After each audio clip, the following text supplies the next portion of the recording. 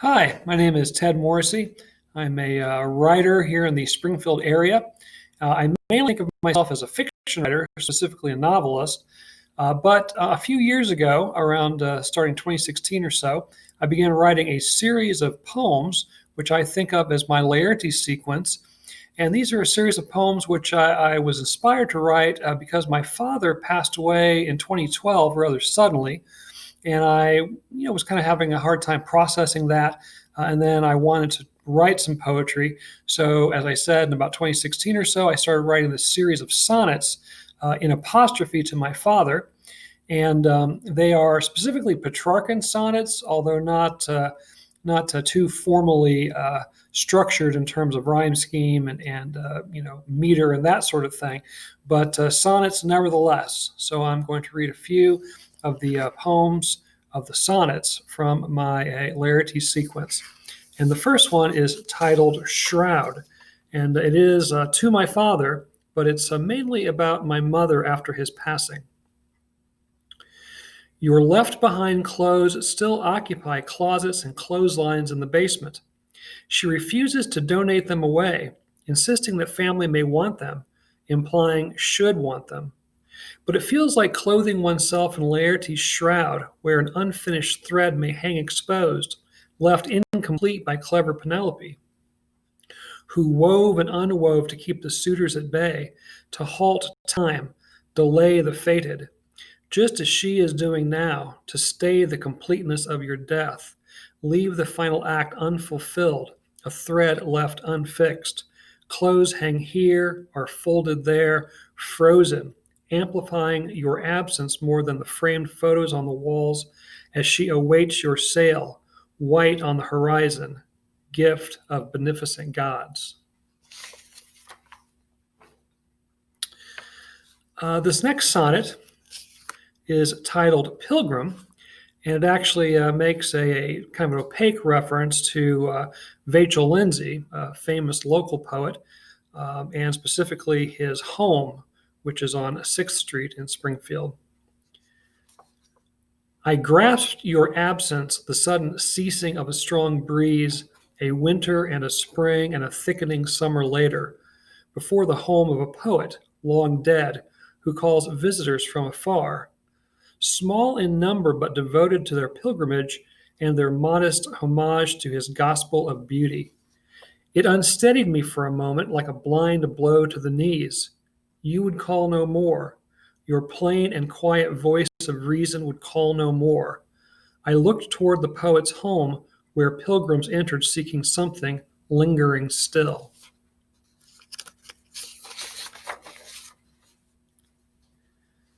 This next sonnet is titled Argonaut, and when I was a kid, my dad worked for the local newspaper. And when I was a really little kid, one of my biggest thrills was to go to the newspaper office with him, particularly when the enormous press was running and basically vibrating the entire building. And so that's kind of the inspiration and the memory for this particular poem. The rumbling roll of the press, the saturating smell of ink, floors vibrated, hung, pictures quaked. It felt like being aboard a great machine taking flight or barreling down a track to adventures unknown. And in my child's view, you were a captain of this wondrous craft, you of the gray steel desk in a room once removed from the chaos. Your panoply? Scissors, rulers, rubber cement. You transferred your love of the place, this thrumming world of the word, into me more thoroughly than by transfusion. Ink blood, skin print, circulation, circulation. Your gift of a trajectory still ascending.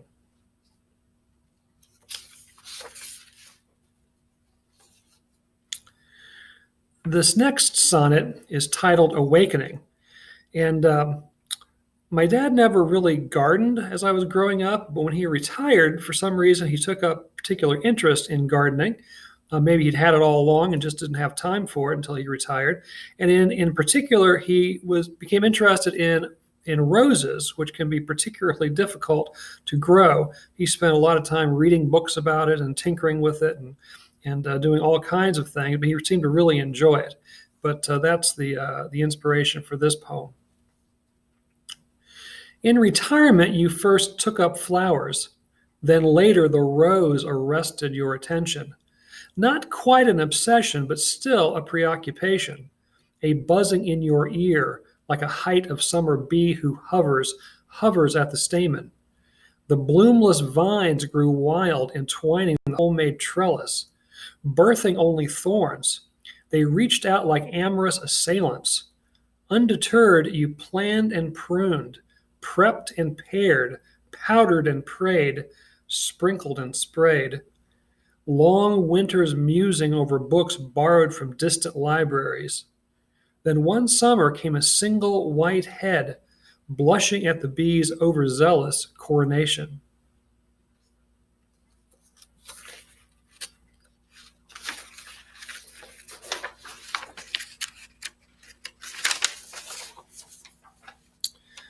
This next poem is entitled Ingots, and this is a childhood memory, or actually just one of several similar memories that really inspired me to become a reader and then ultimately a writer. Entangled in the book's enthralling world, you lay upon your bed reading a mystery, eyeglasses angled on the end of your nose. You beatified both the reader and the read, modeling the peaceful joy of quiet contemplation, of vast exploration while perfectly at rest. I watched from the doorway, not wishing to interrupt neither your wonderment nor mine, witness to a sacred act. I read my rhyming books, not yet ready for the stories of yours, but already eager to be both sender and receiver of the page-born magic, a spinner of spells as well as the spellbound soul wound in the works. You lauded my first novel and offered ideas for sequels. Ingots of gold.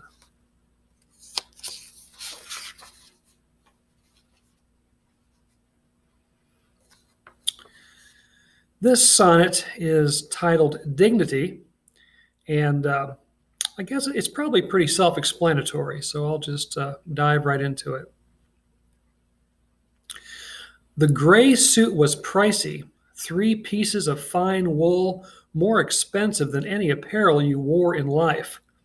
Polyesters and permapress for decades, even a pocket protector. Costume of the advertising man. Small town newspaper, far cry from NYC ad men. But this suit, purchased and tailored in your retirement, went straight from store to closet to be kept in its garment bag until needed. That most solemn of occasions, part of the program so conscientiously pre-planned. Private service, modest casket, no pomp, no pathos, no eulogy. A cold day for early autumn, austere, bitter wind in the biting wind. Bitter winter in the biting wind. The final image, metaphor for a life lived in quiet dignity. Husband, father, friend, son, brother in impeccable gray.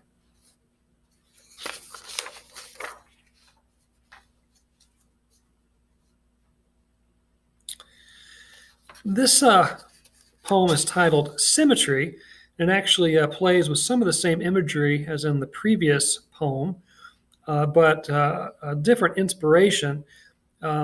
My dad and I, we had this tradition that developed over the years where we would go Christmas tree shopping together. And it got to be, like I said, a tradition that we really looked forward to and enjoyed. And part of what we enjoyed was we weren't really very good at it. And so that's what this poem is about. I don't recall how the tradition began, whose idea it was, yours or mine.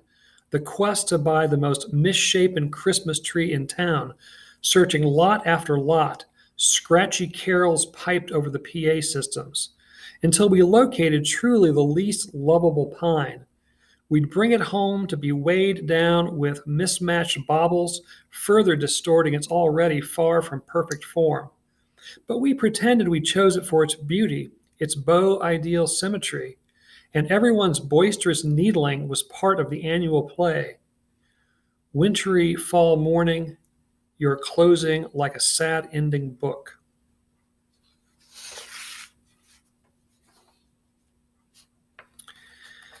This next poem is titled Mass.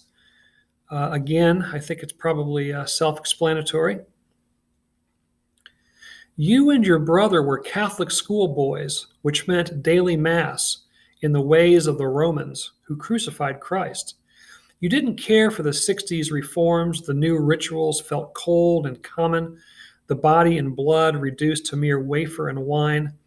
You missed the magical Latin as Father intoned the mystery, and you carefully incanted an enigmatic kind. The hospital's chaplain visiting from Africa recited in his high, rounded Rwandan lilt, last rites for you and the cancer in your brain, for the mass that had colonized every organ, like a crusading religion on the march, hell-bent on spreading the word everywhere.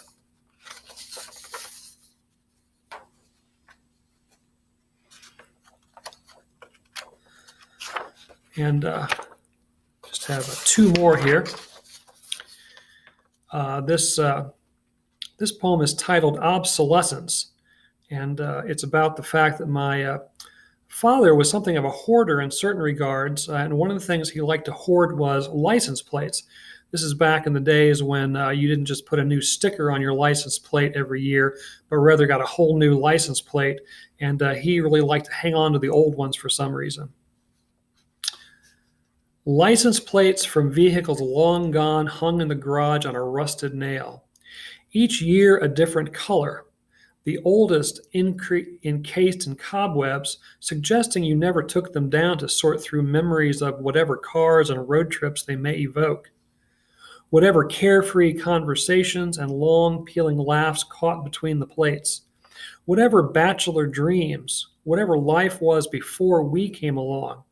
Perhaps your keeping the plates wasn't about remembering, but rather about declaring their obsolescence, and that of the life you left, like an old road left off a newly printed map, like an old map crumpled beneath the seat.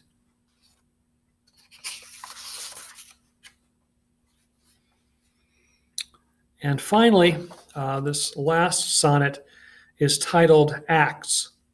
And again, I think it speaks for itself.